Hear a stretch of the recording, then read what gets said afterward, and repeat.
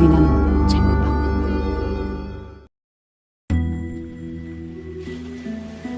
눈이 펑펑 쏟아지는 밤이었다. 아름다운 눈이라기보다는 폭설에 가까운 눈이었다. 길가의 가로등마저 위태로울 만큼 눈이 내려 쌓였다. 그 위태로운 가로등 불빛 안으로 다정해 보이는 한 커플이 들어왔다. 그들에게는 폭설조차도 기쁨인지 반박 웃음을 지으며 하늘에서 떨어지는 눈을 만끽했다. 잠시 불빛 아래 서 있던 커플이 가로등을 지나 CCTV 사각지대로 들어섰을 때 눈발 속에서 유령처럼 검은 형체가 나타났다. 그것은 커플 사이를 스쳐 지나는 듯 싶었으나 돌연 몸을 돌려 서로에게만 집중해 있는 커플에게 숨겨온 망치를 휘둘렀다. 남자가 뒤통수에 망치를 맞고 쓰러지자 검은 형체는 겁에 질려 소리도 못 지르는 여자 앞에 서서 그녀의 안면부를 향해 다시 망치를 휘둘렀다. 붉은 피가 하얀 눈 위로 뚝뚝 떨어져 스며들었지만 그것은 쉴 새 없이 내리는 눈에 의해 금세 덮이고 말았다.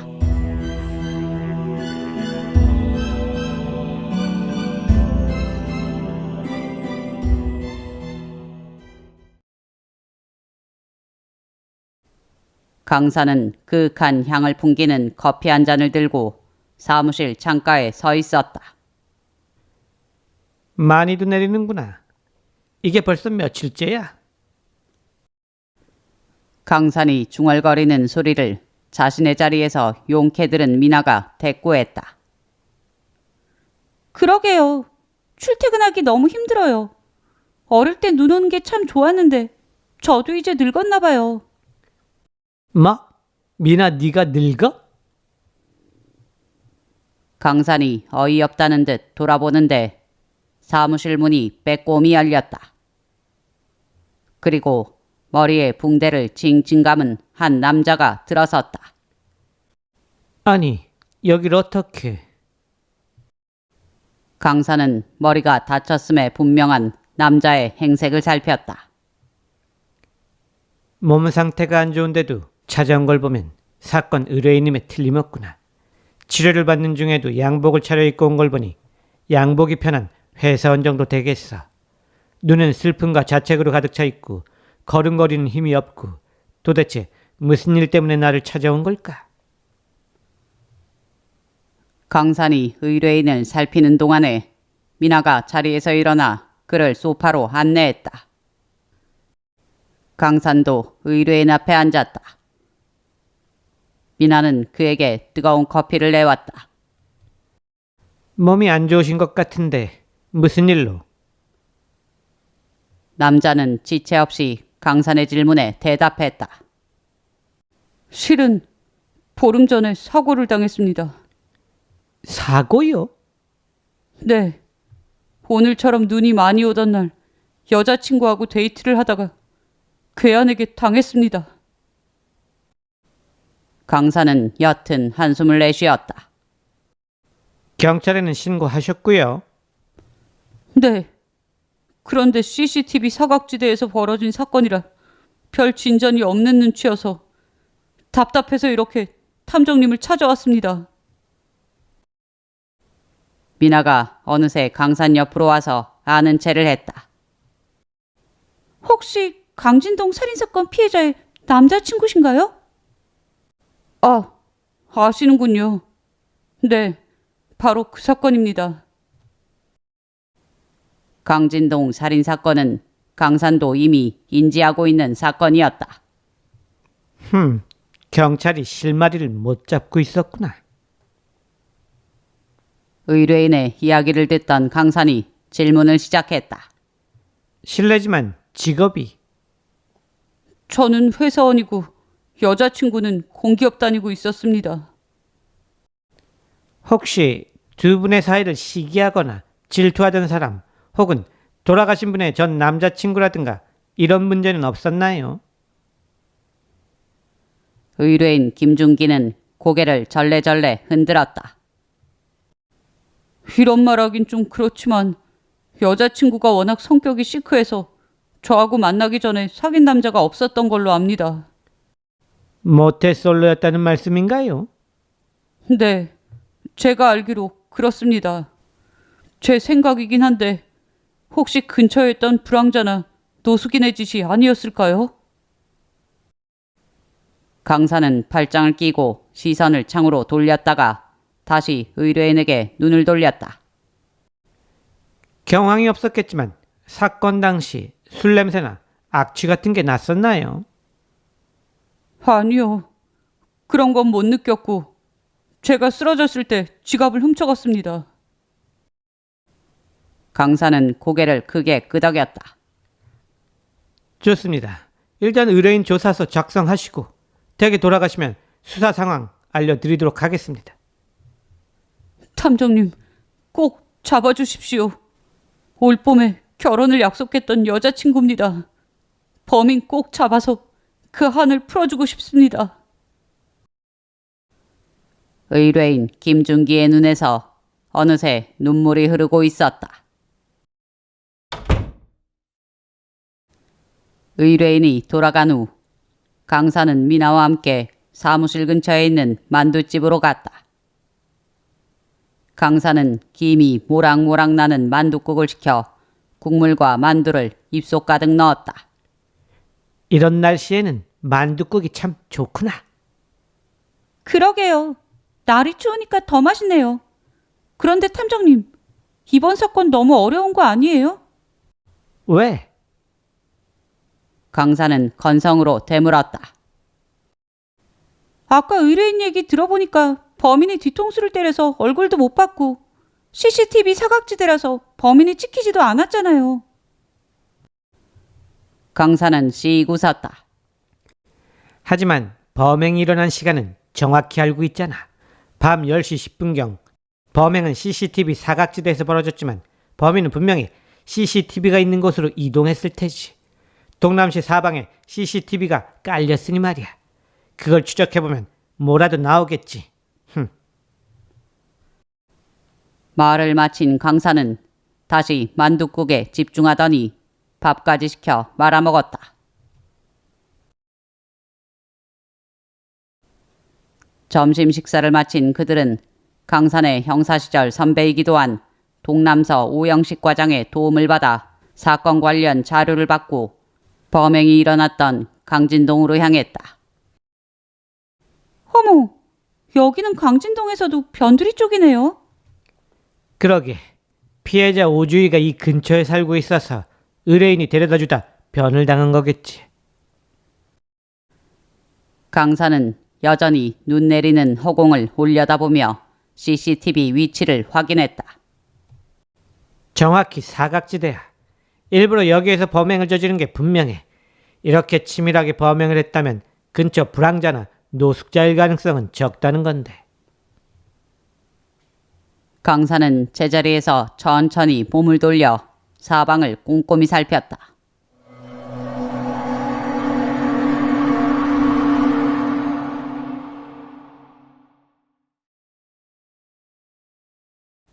다음 날 강사는 아침부터 해커 태상을 사무실로 불렀다. 작년 12월 26일 밤 10시 10분 강진동 인근 CCTV 좀 살피자. 사건 현장은 강진동 변두리 여기쯤이고. 태상은 강산이 태블릿 PC에 띄운 강진동 지도를 보며 고개를 끄덕였다. 그러니까 CCTV 사각지대에 있다가 CCTV 커버 지역으로 이동한 수상한 사람을 체크해보라는 말씀이시죠? 그렇지. 태상은 바로 작업을 시작했고 강사는 사무실을 서성거렸다. 데이트를 즐기던 연인이 눈 오는 밤 괴한에게 습격을 당했다. 괴한은 먼저 남자의 뒤통수를 때려 기절시킨 뒤 여자를 무참히 죽였다. 안면 흔적이 안 남을 만큼 망치를 휘둘렀다면 원한에 의한 범행일 가능성이 농후한데. 강산이 생각에 잠겨 사무실을 서성이는 사이 미나는 피해자 오주희의 신상을 조사했고 태상은 계속 CCTV를 추적해 들어갔다. 탐정님, 피해자 오주희 모태솔로 맞아요? 미나가 자신의 자리에 앉은 채 강산에게 물었다. 왜? 뭐가 나왔어? 강산이 미나의 책상으로 빠르게 다가섰다. 네, 이거 보세요. 아까 태상 오빠가 도와줘서 오주희 SNS 비밀 계정 살펴보고 있는데요. 남자가 꽤 많았는데요? 이거 뭐죠? 강산이 고개를 갸웃했다. 모태솔로가 아니라면 치정 사건의 가능성을 열어둬야 하는 건가? 그럼 돈은 왜 챙겨갔지? 돈을 훔친 건 그저 경찰을 속이기 위한 페이크였나? 강산의 머릿속이 복잡해져 가는데 이번엔 태상이 범인의 동선을 찾아냈다. 태상의 손가락이 범인으로 추정되는 인물을 가리켰다. 탐정님, 이 사람이 그 시간대에 유일하게 CCTV 사각지대에서 CCTV 범위 안으로 들어온 사람이에요. 눈이 많이 와서 그런지 사람이 거의 없어서 찾기 어렵지 않았어요. 강산은 태상이 찾은 용의자의 걸음걸이를 유심히 살폈다. 눈이 많이 오는 데다 마스크에 모자까지 눌러써서 얼굴은 거의 안 보이네. 걸음걸이가 운동을 한 사람 같지 않고 움직임이 제법 침착한 걸 봤어. 담이 꽤 센 사람인가? 거칠게 산 사람 같지는 않고 오피스에서 일하는 사람처럼 보이는데 왜 이런 짓을 벌인 거지? 역시 오주희의 전 남친이라도 되는 건가? 그런데 지하철역으로 들어가 버렸어요. 태상이 허탈한 표정으로 강산의 얼굴을 바라봤다. 어느 지하철역에서 내리는지 알아내려면 시간이 꽤 필요하겠지? 네, 중간중간에 CCTV에 안 잡히는 부분도 있으니까 시간이 꽤 걸리겠죠. 강산이 태상의 어깨를 툭 쳤다. 태상아, 시간이 걸리더라도 끝까지 동선 추적해. 여기에 이번 사건에 사활이 걸려 있으니까. 네, 탐정님. 태상이 CCTV 분석에 주력하는 동안 강산은 비나와 함께 오주희의 남자들에 대해 조사하기 시작했다. 그 중에서도 오주희의 전 남자친구인 연극배우 박필성이 의심스러웠다. 그는 탄탄한 직장에 다니는 오주희에게 거의 얹혀 살다시피 한 인물로 오주희가 갑자기 결별을 선언하고 의뢰인 김준기에게 가자 여러 번 그녀의 집에 찾아가 난동을 부린 사람이었다. 그 정보는 동남서 오 과장이 제공한 경찰 기록에서 확인됐다. 오주희도 대단하네. 전 남친이 그 정도로 난동을 부렸는데도 의뢰인 김준기는 전혀 모르게 처신했으니. 강산이 박필성이 몸담고 있는 극단 사무실 계단을 내려가며 미나에게 말했다. 그러게요.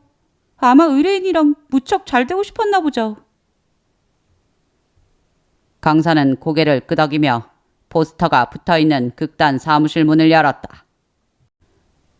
박필성은 동료 4명과 낡은 소파에 옹기종기 앉아 잡담을 나누고 있었다. 소파 옆에는 싸구려 혼혈기가 새빨간 불빛을 내고 있었다. 저기 박필성 씨 되시죠? 강산이 미리 전화를 하고 와서 그런지 박필성은 순순히 강산을 소파에 앉혔다. 나머지 동료들은 밖으로 나가지 않고 주위에 서 있거나 사무실 책상에 몸을 기대고 앉아 강산 일행을 관찰했다. 연극배우 특유의 호기심 어린 눈빛이었다. 강산으로서는 조금 불편한 상황이었지만 굳이 그들을 밖으로 내보내지는 않았다. 정말 주희가 죽은 건 맞습니까? 박필성은 믿기지 않는다는 듯 중저음의 목소리로 진지하게 물었다. 그렇습니다. 보름 전, 그러니까 12월 26일 밤 10시경입니다. 그때 박필성 씨는 어디서 뭘 하셨는지 궁금하군요. 크리스마스 다음 날이라 기억을 하실 듯한데요. 글쎄요. 제가 극단 홈페이지 들어가서 확인해 보니까 그날은 월요일이라 공연이 없었던데 밤에 뭐 하셨나요? 강산이 파고들자 박필성의 눈빛이 흔들렸다. 그날 나 뭐 했지? 박필성은 엉뚱하게 주위에 있는 동료들에게 물었지만 누구도 쉽게 대답하지 못했다. 저 그날 집에 있었을 거예요. 박필성의 자신 없는 대답에 강산이 강하게 고개를 저었다. 아니요. 당신은 그날 밖에 있었습니다. 저녁 7시경에 커피숍에서 커피를 산 카드 기록이 있던데요. 강산이 의심에 찬 눈으로 박필성을 바라보자 그는 자신의 머리를 마구 헝클어뜨렸다. 그게 커피 마시고 뭐 하셨나요? 강산이 집요하게 물고 늘어졌다. 말할 수 없습니다. 강산이 팔짱을 낀 채 박필성을 노려봤다. 이렇게 나오시면 사건의 유력한 용의자가 되는데 괜찮을까요? 정말 미치겠네. 박필성이 계속 안절부절 못하자 옆에서 지켜보고 있던 동료 배우 하나가 나섰다. 필성 오빠, 그날 밤 저랑 같이 있었어요. 네? 툭 끼어든 목소리에 강산이 돌아보니 이목구비가 뚜렷한 여자였다. 옆에 있던 또 다른 배우가 깜짝 놀라며 여자를 다그쳤다. 뭐? 그날 너 아프다고 나랑 데이트 약속 취소했잖아. 근데 필성이 형이랑 같이 있었다고? 둘이 왜? 아니 그게 사실 나 필성 오빠를 좋아하게 됐어. 너한텐 미안하지만. 이런. 강산과 미나는 쓴웃음을 지으며 밖으로 나올 수밖에 없었다. 그대로 퇴근하기 왠지 찝찝했던 강산은 미나와 함께 극단 근처에 있는 부대찌개집으로 향했다. 탐정님, 저 사람들 오늘 싸우고 난리 나는 거 아니에요? 젊었을 땐 뭐 그런 거지. 그 여자 배우가 알리바이를 증명했으니 확인 작업이 끝나면 박필성은 용의자에서 배제되겠구나. 이렇게 되면 다시 원점으로 돌아가는 건데 CCTV를 보니까 불황자나 노숙인은 아닌 것 같고 이거 골치 아프네. 강산은 답답한지 소주를 시켰다. 잠시라도 사건을 잊고 싶은 듯 강산은 소주가 나오자마자 한 잔 쭉 들이켰다. 캬, 부대찌개에 소주 의외로 괜찮네. 그럼요. 미나는 강산과 술잔을 나누면서도 눈은 줄곧 핸드폰에 고정돼 있었다. 평소에 미나라면 술과 음식에 집중하는데 이상했다. 미나야, 너 나하고 술 먹는 거 재미없어서 그러냐? 강산이 볼멘 목소리로 물었다. 왜요? 제가 계속 핸드폰만 봐서요? 그래, 나는 뭐 먹을 때 상대방이 핸드폰 보고 있으면 무척 불편하거든. 이번엔 아닐걸요? 미나가 의미심장한 미소를 지었다. 강산이 소주잔을 든 채 미나를 바라보자 그녀가 입을 열었다. 탐정님, 제가 어제부터 이것저것 계속 찾아봤는데요. 3달 전에 이번 사건하고 비슷한 사건이 하나 있었어요. 방금 전에 드디어 찾았고요. 뭐라고? 강산의 눈이 휘둥그레졌다. 강산은 미나의 핸드폰을 가져가 동남일보 기자가 쓴 사건 개요를 읽어내려갔다. 아, 이거 비슷하네 정말. 망치를 사용했고 피해자의 돈을 가져갔고 역시 CCTV 사각지대에 숨어서 범행을 했고 수법이 완전 일치하는데. 강산은 바로 태상에게 연락해 미나가 찾은 사건 피해자의 신원을 요청했다. 다음 날 아침 일찍 사무실에 나온 강사는 태상이 보내준 자료를 훑으며 하루를 시작했다. 태상이가 CCTV 분석도 힘들 텐데 자료를 잘 뽑아서 보내줬네. 피해자는 나영진 45세, 동남시 변두리에서 치킨집을 운영했고 퇴근길에 망치를 든 범인에게 당했구나. 강사는 자료를 든 채 사무실을 서성이며 생각을 이어갔다. 만약 피해자 오주희와 치킨집 사장 나영진의 공통점을 뽑아낼 수 있다면 범인의 윤곽도 어느 정도 잡힐 것 같은데. 어머, 탐정님, 일찍 출근하셨네요. 사건 생각에 빠진 강사는 미나가 사무실에 들어온 줄도 모르고 있었다. 미나는 벌써 외투를 벗고 자신의 자리에 앉고 있었다. 아, 왔구나. 미나야, 오늘은 오주희와 치킨집 사장 나영진의 공통점을 찾는데 주력해보자. 네, 일단 커피 한 잔 하실래요? 좋지. 강사는 미나와 모닝커피를 마시며 두 인물의 공통점을 찾기 위해 열심히 자료를 찾고 분석했다. 하지만 점심이 지나고 저녁이 되도록 피해자들의 공통점을 찾을 수 없었다. 퇴근 시간이 되어 미나는 집으로 가고 강사는 홀로 사무실에 앉아 계속 자료를 분석했지만 아무 소득도 얻지 못했다.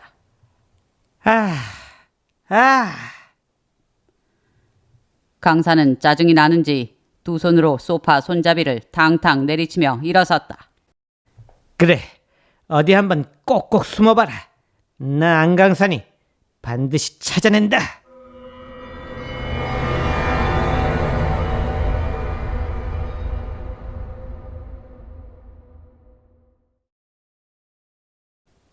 막상 심기일전 결의를 다졌지만 무거운 마음을 주체할 길 없었던 강사는 집에 가는 길에 단골바 블루노트에 들렀다. 연초라 그런지 손님이 별로 없네요. 바 자리에 앉은 강산이 바텐더이자 사장인 조아란에게 말을 건넸다. 네, 연말에 많이 바빴으니까 저도 좀 쉬어야죠. 그런데 오늘은 위스키 안 드시고 맥주 드시네요? 어제 과음을 했거든요. 그런데 사장님한테 하나 묻고 싶은 게 있습니다. 강산의 말에 조아란이 손사래를 쳤다. 탐정님 또 어려운 질문하려고 그러시죠? 아, 오늘은 어렵지 않습니다. 걱정 마세요. 그래요? 조아란은 얼굴에 미소를 띄었다. 실은 강산이 올 때마다 하는 질문이 싫지 않은 그녀였다.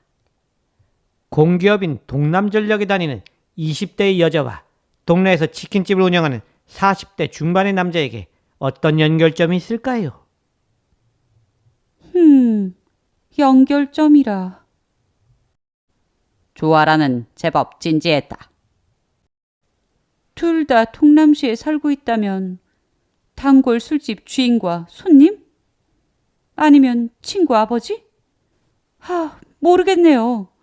나이는 딱 아버지와 딸 나이인데 혹시 가족 아닌가요? 가족이요? 그렇게 볼 수도 있군요. 하지만 강산이 알아본 바로는 두 사람은 가족관계가 아니었다. 블루노트에 잠시 앉아있다가 집으로 돌아온 강산은 거실 바닥에 대자로 누워 조아란이 한 말을 떠올리며 중얼거렸다. 가족이라 끈끈한 무엇으로 엮인 사람들. 그렇게 따지고 보면 과거에 동호회나 모임 같은데 같이 엮여있던 사람들은 아니었을까? 갑자기 강산이 벌떡 일어났다. 그래, 현재 상황에서는 전혀 연결 지점이 없으니 두 사람의 과거를 좀 더 파보는 것도 방법이 되겠어. 강산은 밤이 깊도록 두 사람의 과거를 캐내는데 집중했다. 출근한 미나가 사무실 청소와 환기를 하고 막 자리에 앉으려는데 강산이 휘파람을 불며 사무실에 들어섰다. 어머, 탐정님 무슨 좋은 일 있으세요? 아침부터 휘파람을 다 부시고. 미나야, 두 사람의 공통점 드디어 찾았다. 어머, 정말요? 오주희와 나영진 공통점이요? 커피 한 잔 주면 얘기하지. 미나는 강산의 이야기를 빨리 듣고 싶어 금세 커피 2잔을 내려왔다. 빨리 말씀해 보세요. 뭐예요, 공통점이? 동남전력. 네? 동남전력이면 오주희가 다니던 회사잖아요. 알고 보니 나영진도 그 회사에 다니다가 조기 퇴직하고 치킨집을 차린 거였어. 미나의 입이 떡 벌어졌다. 아, 그렇구나. 그럼 나영진이 회사 다닐 때 같이 근무했던 사람들을 조사해보면 되겠네요? 그렇지. 바로 그거야. 강산은 사건 해결에 터닝포인트가 왔음을 직감했다. 하지만 강산의 기쁨은 오래가지 못했다. 유사 사건이 또 발생했기 때문이었다. 30대 중반의 이상규라는 남자가 역시 퇴근길에 CCTV 사각지대에서 범인에게 당하고 말았다. 이번에도 범행 도구는 망치였다. 설렁탕집에서 미나와 점심을 먹다가 식당 TV를 통해 뉴스를 접한 강사는 숟가락을 테이블에 딱 내려놓았다. 우리가 너무 늦었구나. 내가 우물쭈물하는 사이에 아까운 생명 하나가 죽어버렸어. 강산이 탄식하는 사이 미나는 핸드폰을 뒤져 사망자의 신원을 확인했다.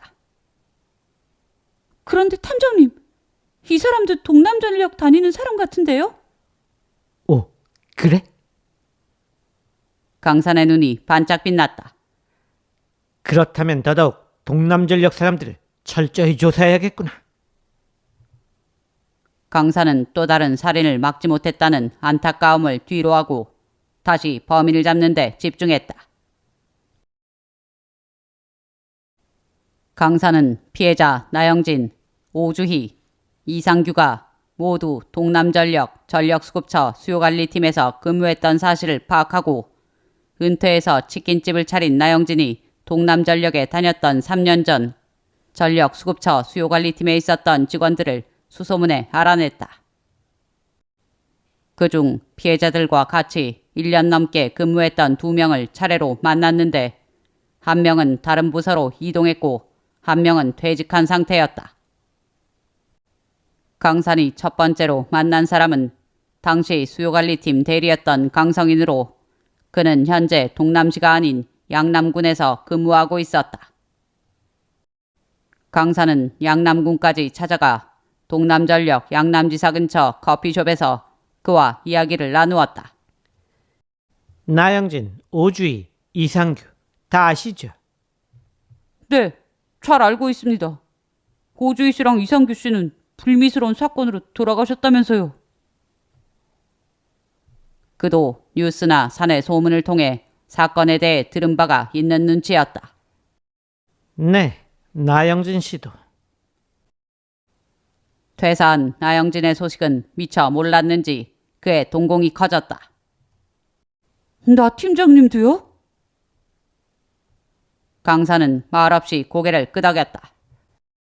그래서 말씀인데 이 세 사람과 원한을 가진 사람이 분명히 같은 팀에 있었을 듯 싶은데. 강성희는 회한해졌는 듯 깊은 한숨을 내쉬었다. 이게 다 그 정신병 환자 때문입니다. 갑자기 강성인의 얼굴이 분노로 일그러졌다. 정신병이라면? 정도철 말입니다. 3년 전에 우리 팀으로 와서 적응 못했던 그 친구요. 그 정도철이라는 사람이 이번 사건을 벌인 범인이라고 생각하신다는 건가요? 강성인은 긍정의 고갯짓을 하고 말을 이었다. 우리 팀에 범인이 있다면 그 인간밖에 없습니다. 우리 모두를 미워했으니까요. 왜 나머지 팀원들을 미워했을까요? 원래 연수원에서 근무하던 친구인데 할 줄 아는 게 전혀 없었어요. 그래서 싫은 소리를 좀 하면 대들고 사회생활도 할 줄 모르고 인성, 태도 다 안 되는 친구였어요. 그렇군요. 그런데 제가 생각하기에 연수원에서 근무하다 생소한 부서로 넘어오면 일을 모르는 건 당연한 거 아닌가요? 강성희는 답답하다는 듯 절레절레 고개를 내저었다. 탐정님이 잘 모르시는 모양인데 저희 일이라는 게 누가 가르쳐주고 그런 게 아닙니다. 각자 알아서 눈치껏 적응하고 일도 배우고 하는 거죠. 다른 사람들은 다 하는 걸 못하면 그 사람이 문제인 거잖아요. 안 그래요? 강사는 강성인의 말에 동의하지 않은 채 자리에서 일어났다. 오늘 협조해 주셔서 감사합니다. 조만간에 또 연락드릴 테니 그때 한 번 더 시간 내주시면 감사하겠습니다. 그러죠 뭐. 우리 팀원들이 그렇게 죽어나갔는데. 강성인은 무겁게 대답하고 자리를 떴다. 강성인 다음으로 강산이 찾아간 사람은 서주환이었다. 그는 퇴사한 뒤 다시 공부를 해 한의대에 다니고 있었다. 오, 대단하십니다. 늦은 나이에 한의대에 들어가시다니요. 강산은 서주환이 다니는 대학 캠퍼스 내 학생식당에서 그를 만났다. 얼굴이 잘생기고 키까지 훤칠한 서주환은 점심을 못 먹었다며 식판에 밥을 받아왔고 강산은 음료만 마셨다. 강산은 그가 식사를 마칠 때까지 기다렸다가 밖으로 나가 교정을 거닐며 대화를 나누었다. 오전에 강성인 씨 만나고 왔는데 정도철 씨에 대한 분노가 굉장하던데요. 아, 정도철 씨요? 서주환은 걸음을 멈추고는 말도 말라는 듯 두 손을 휘휘 내저었다. 정말 골치 아팠죠. 저보다 좀 늦게 수요관리팀으로 왔는데 늘 팀원들과 마찰이 많았습니다. 팀원이 총 6이었는데 전입한 정도철이 늘 문제였던 거죠. 아무래도 연수원 출신이라 일을 잘 못했던 걸까요?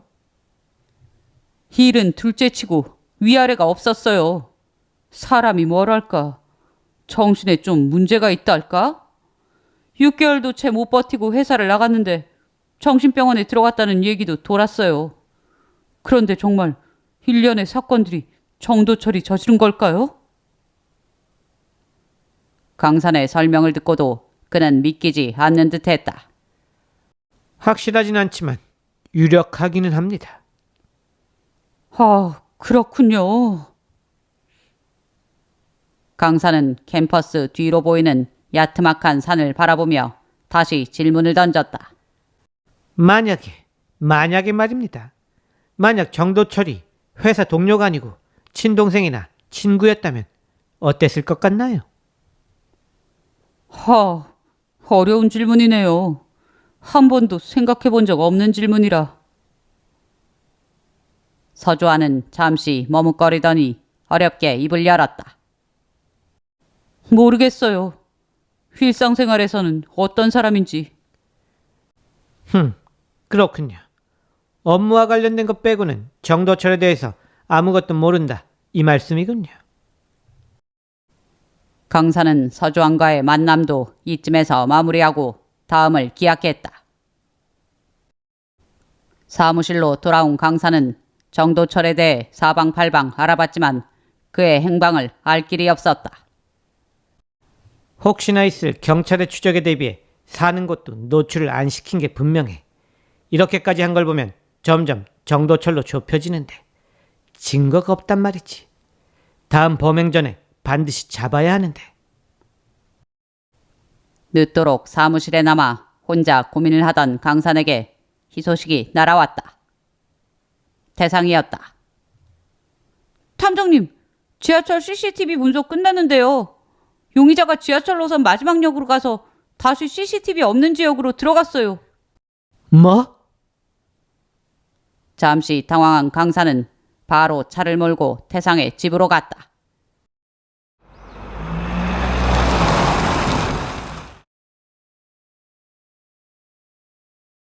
태상아, 미안하다. 이렇게 늦게 들이닥쳐서. 헤헤, 괜찮아요. 어차피 혼자 사는 집인데요, 뭐. 탐정님, 라면 드실래요? 지금 막 먹으려던 참인데. 좋지. 계란 넣지 말고 파 듬뿍. 혹시 양파 있으면 조금만 넣어주고, 나는 꼬들면 싫어하니까 살짝 퍼진 듯 익혀주고, 너무 짜지 않게 부탁해. 휴, 정보량이 너무 많네요. 아무튼 CCTV 보고 계세요. 후딱 끓여올 테니까. 강산의 시선은 바로 태상이 CCTV 자료를 띄워놓은 노트북 화면으로 집중되었다. 대단히 영리한 녀석이다. CCTV 사각지대에서 범행을 저지르고 얼굴을 숨긴 채 사람들 속으로 들어갔다가 다시 CCTV 사각지대로 향한다. 강산은 고개를 돌려 주방에서 라면을 끓이느라 분주한 태상에게 질문을 던졌다. 태상아, CCTV 사각지대로 사라졌던 용의자가 마지막 역으로 다시 돌아오는지는 체크했니? 네, 지하철 끊기는 시간까지 다 체크했는데 없었어요. 혹시 변장한 사람이 있는지도 찾아봤지만 없었고요. 강산은 다시 노트북 화면으로 눈을 돌렸다. 어차피 얼굴도 안 보이니 변장할 필요는 없었을 거고, 내가 보기엔 범행을 저지른 후 등에 맨 백팩에서 새 옷을 꺼내 갈아입은 것 같은데, 피 묻은 옷은 가방에 집어넣고 말이야. 아무튼 지하철로 돌아오지 않았다면 지하철 마지막 역인 양길역에서 CCTV가 없는 변두리 지역으로 들어가 자동차를 타고 이동했을 가능성이 커. 그쪽에는 주택은 없고 버려진 공장지대만 있어서 대중교통을 이용하기도 힘드니까. 강산이 말을 마치고 혼자만의 생각에 빠져 있는데 태상이 뜨거운 김이 폴폴 나는 라면 2그릇을 쟁반에 받쳐 가져왔다. 저희 집에 식탁 없는 거 아시죠? 거기 컴퓨터 책상에서 저랑 같이 드시거나 바닥에서 드시면 돼요. 헤헤. 응, 그냥 여기서 먹자. 더 찾을 게 있거든. 태상은 라면 2그릇과 김치를 비좁은 컴퓨터 책상 앞쪽에 내려놓고 강산 옆에 나란히 앉았다. 강산은 라면에 김치까지 올려 후루룩 면발을 끌어당겼다. 오, 라면 좋네. 김치도 무척 맛있고. 본가에서 가져온 김치니? 아니요, 산 건데요. 태상이 손가락 끝으로 주방에 있는 김치 봉지를 가리켰다. 하하, 내가 사먹는 김치랑 같은 브랜드구나. 어쩐지 익숙하더라. 그건 그렇고 우리 오늘 밤 새야겠다. 네? 태상이 라면을 먹다가 멈칫했다. 첫 피해자인 나영진 CCTV도 체크해봐야 하거든. 아, 탐정님 혹시 용의자가 같은 패턴으로 움직였는지 확인하시게요? 바로 그거야. 내 생각엔 범행 때마다 지하철로 이동했을 가능성이 커 보이거든. 자, 라면 먹으면서 시작하자. 오케이? 네, 좋아요. 한번 해봐서 이번엔 오래 걸리지 않을 거예요. 태상이 자신있게 대답했다. 밤을 샜지만 역시 CCTV 동선을 따기는 쉽지 않았다. 첫 번째 피해자 나영진에 대한 CCTV 분석은 다음날 저녁이 돼서야 완성되었다. 밤을 새고 사무실로 나와 있던 강산에게 태상이 졸린 눈을 하고 달려왔다. 미나도 강산과 함께 막바지 조사를 위해 야근을 하고 있었다. 태상아, 정말 고생 많았다. 자료 주고 얼른 집에 가서 쉬어. 아니요. 지금 가면 중간에 쓰러질 것 같아요. 태상은 그 말만 남기고 소파에 쓰러지듯 누워 잠이 들었다. 강산은 자신의 외투를 태상에게 덮어준 뒤 태상의 노트북을 열었다. 잠시 후 강산에게서 감탄이 나왔다. 아, 역시 같은 패턴이구나. 어머, 범인이 그때도 양길역으로 갔나요? 비나가 강산 옆으로 와 목소리를 높였다. 나영진을 죽인 날도 가까운 전철역으로 이동해 양길역까지 갔어. 그리고 거기서 다시 CCTV가 없는 폐공장 지역으로 가 자동차를 타고 유유히 사라진다. 나름 영리한 범죄 시나리오를 짠 거야. 범행 때마다 그걸 적용했고. 그럼 이제 어떻게 하죠? 그건 지금부터 생각해 봐야지. 강사는 이미 계획이 있는 듯 미나를 바라보며 회심의 미소를 지었다.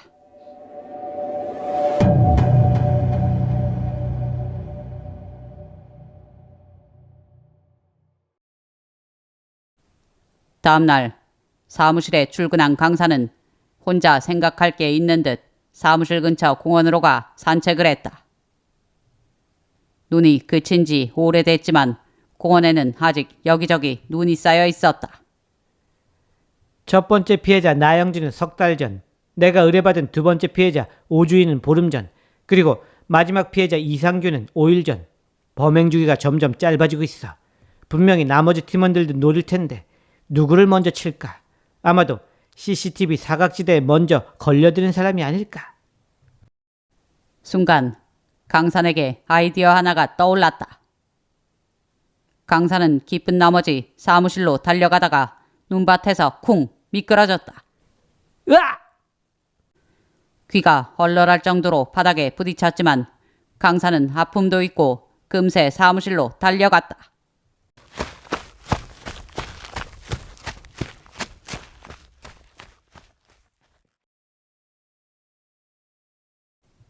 어머, 탐정님 오늘 무슨 날이에요? 제가 좋아하는 갈비를 다 사주시고. 미나야, 많이 먹어라. 점심시간이 되자 강산은 미나를 맛집으로 소문난 갈비집으로 데려가 평소와 다르게 일일이 소갈비를 구워주고 미나 앞에 놔주었다. 한참 정신없이 갈비를 먹던 미나는 갑자기 의심스러운 눈으로 강산을 쳐다봤다.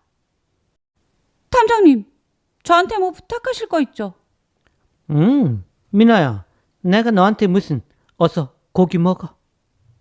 아닌데. 탐정님 눈빛이 흔들리는데. 강산은 김샜다는 듯 고기를 굽던 집게를 탁 내려놓았다. 미나도 탐정 다 됐구나. 속일 수가 없어. 뭔데요? 빨리 말해봐요. 실은 미나야.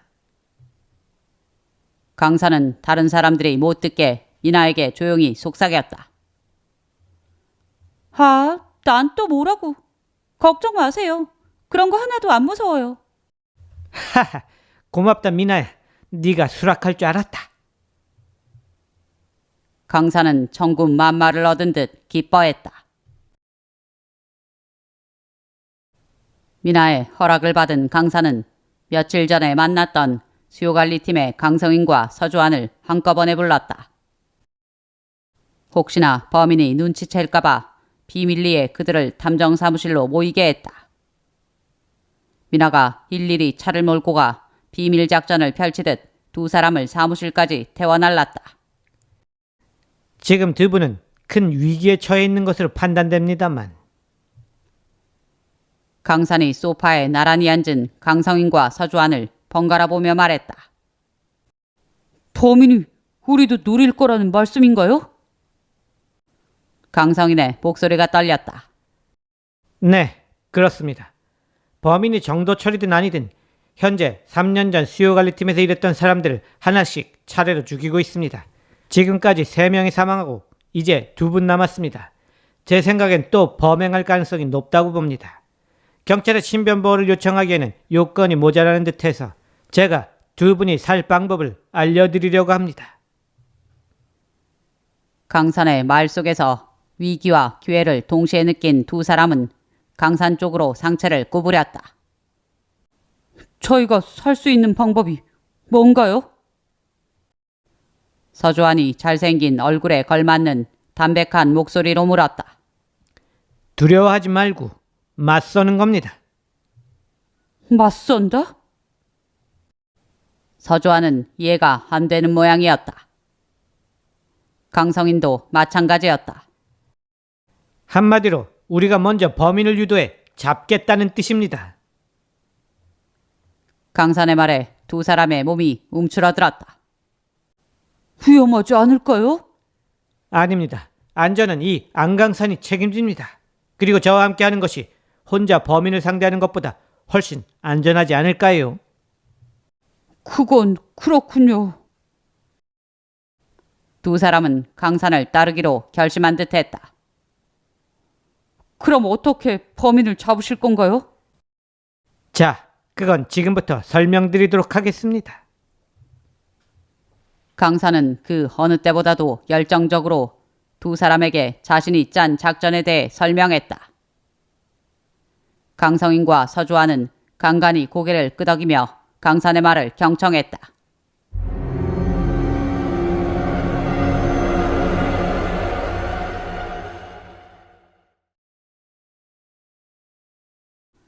강산의 작전은 그날 오후부터 바로 시작되었다. 작전 개요는 간단했다. 범인을 정도철이라 가정하고 그와 마찰이 더 많았던 서주환을 미나가 밀착 마크하고 강성인은 대상과 함께 움직이되 CCTV 사각지대에 들어가지 않는다는 전략이었다. 즉, 범인으로 하여금 서주환을 다음 목표물로 삼도록 유도하는 것이었다. 그럼 저는 학교 끝나고 집으로 갈 때 일부러 CCTV가 없는 지역으로 다니라는 말씀인가요? 서주환은 자신이 다니는 한의대까지 따라와 자신을 마크하는 미나에게 물었다. 네, 서주환 씨가 미끼가 되는 거죠. 미끼라 기분이 좋진 않네요. 그래도 얼떨결에 당하는 것보다는 낫지 않나요? 그리고 제가 있는 한 서주환 씨 안전에는 이상 없을 거예요. 제가 무술 합이 10단이 넘거든요. 아, 그렇군요. 이렇게 예쁘신 분이 무술을 한다는 것도 놀라운데 10단이 넘는다니 정말 대단하네요. 서주환은 미나를 바라보며 입을 쩍 벌렸다. 예쁘다고 해주시니 감사하네요. 저도 가짜긴 하지만 잘생긴 의대생 여친도 돼보고 기쁘네요. 미나는 정말 서주환의 여자친구라도 된 듯 그의 팔짱을 끼었다. 서주환도 싫지 않은 듯 미소를 보였다. 한편 태상은 퇴근하는 강성인을 CCTV가 있는 지역으로만 안내했다. 마침 강성인이 게임을 좋아해서 중간중간 게임 이야기를 하니 지루하지 않았다. 그렇게 3일이 지났다. 슬슬 입질이 올 때가 됐는데 범인의 특성으로 봤을 때 미나가 서주환 옆에 있어도 범행을 저지를 텐데 오주희의 경우와 마찬가지로. 사무실에서 수시로 미나와 태상의 보고를 받는 강사는 조조했다. 언제까지 미나와 태상이를 두 사람한테 붙일 수도 없는 노릇이고. 밤이 깊어 강산이 퇴근을 하려는데 미나에게 문자가 왔다. 범인 붙은 것 같음. 검은 모자와 검은 마스크. 걸음걸이 흡사함. 미나의 문자를 받은 강사는 위치를 물어보고 근처 공터로 범인을 유도하라고 지시했다. 이전 범행에서 범인은 피해자와 같이 있는 사람부터 공격했으니 각별히 조심하라는 말도 남겼다. 강사는 서둘러 미나가 있는 곳으로 차를 몰고 달려갔다. 다행히 멀지 않은 곳이었다. 미나가 너무 무리하지 않았으면 좋겠는데.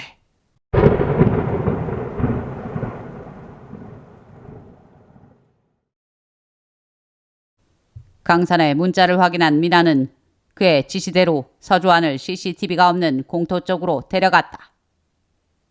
서주환은 무슨 영문인지도 모르고 미나가 이끄는 대로 따랐다.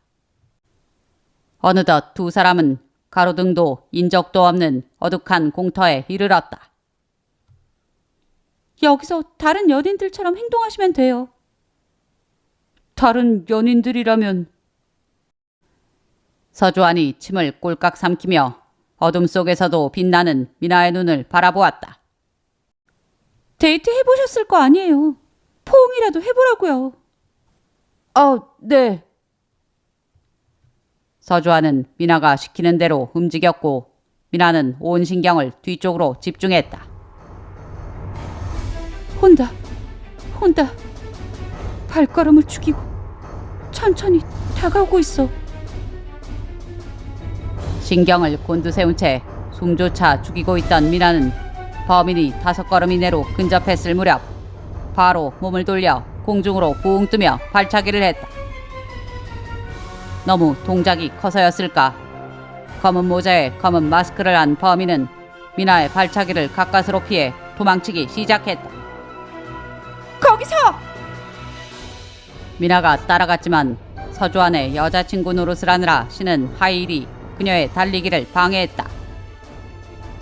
하일까지 벗고 뒤쫓았으나 이미 늦었다. 미나는 급히 강산에게 전화를 걸었다. 탐정님, 서두르다가 놓쳐버렸어요. 어떡하죠? 의외로 강산의 여유로운 목소리가 들려왔다. 미나야, 걱정하지 마라. 저기 범인 뛰어오는 거 보인다.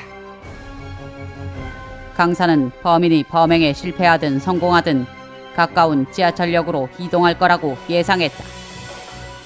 어차피 양길역까지 가야 할 테니. 강산은 막 지하철역 입구 계단으로 들어서는 범인의 팔을 낚아챘다. 정도철 씨, 상대의 눈이 흔들렸다. 역시 정도철 씨가 범인 맞았네요. 피해자에게 돈을 가져간 건 페이크였고. 강산이 씨구자 정도철이 외투 안에 숨기고 있던 망치를 강산에게 휘둘렀다. 이미 그것마저 예상했던 강산은 망치를 진 정도철의 손목을 잡아 비튼 후 밀어버렸다. 정도철은 정신없이 계단을 굴렀고 강산은 날듯이 계단을 내려가 그를 제압했다. 같이 일했던 동료들은 왜 죽였나? 정도철이 눈에 핏발을 세우며 말했다. 그것들은 날 사람 취급도 안 했어. 일도 안 알려주고 밥도 같이 먹지 않았어. 나보고 다 알아서 하라고 호통만 쳤지. 그것들의 그 지독한 따돌림 덕분에 나는 정신병원까지 가야 했다고. 그렇다 해도 꼭 죽여야만 했나? 강산의 얼굴이 일그러졌다. 그것들은 이미 날 정신적으로 죽였어. 다리에서 뛰어내릴까 생각하다가 나만 죽는 게 억울해서 그들을 죽인 거야. 죄를 받아야 하는 건 내가 아닌 그들이라고. 날 정신병자 취급했던 진짜 정신병자들 말이야. 잠시 후 강산이 미리 연락해두었던 동남서 형사들이 지하철역으로 우르르 몰려왔다. 정도철은 바로 체포되었다.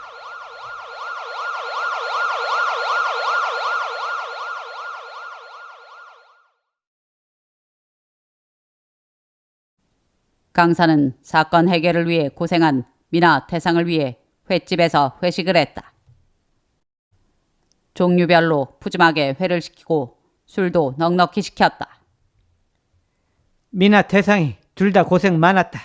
특히 미나 가짜 여자친구 노릇하느라 고생했다. 미나는 오히려 즐기는 눈치던데요. 태상이 미나를 힐끗거리며 강산에게 일러 바쳤다. 그래? 서주환이 미남이긴 하지. 그런데 미나하고는 나이 차가 좀 나지 않나? 어머, 왜들 이러실까? 저는 그저 맡은 바 임무를 다 했을 뿐이라고요. 미나, 너 솔직히 우리 뒤풀이에 서주환 씨 부르고 싶었지? 태상의 농담에 미나는 의외로 긍정했다. 당연하지. 난 못생긴 젊은 남자보다 잘생긴 중년이 더 좋다고. 오호, 미나야. 그럼 난 어때?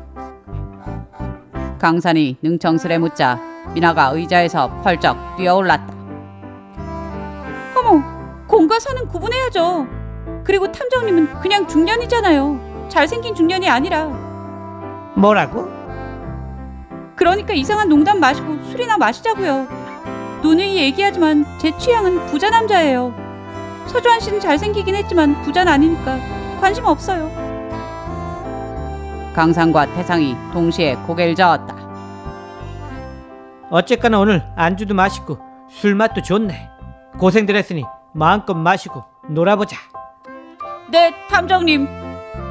우리 달려요. 밤새도록. 강산팀은 1차 횟집, 2차 꼬치구이집, 3차 포장마차까지 거치며 동남시의 겨울밤을 환하게 밝혔다. 구독, 좋아요. 감사합니다.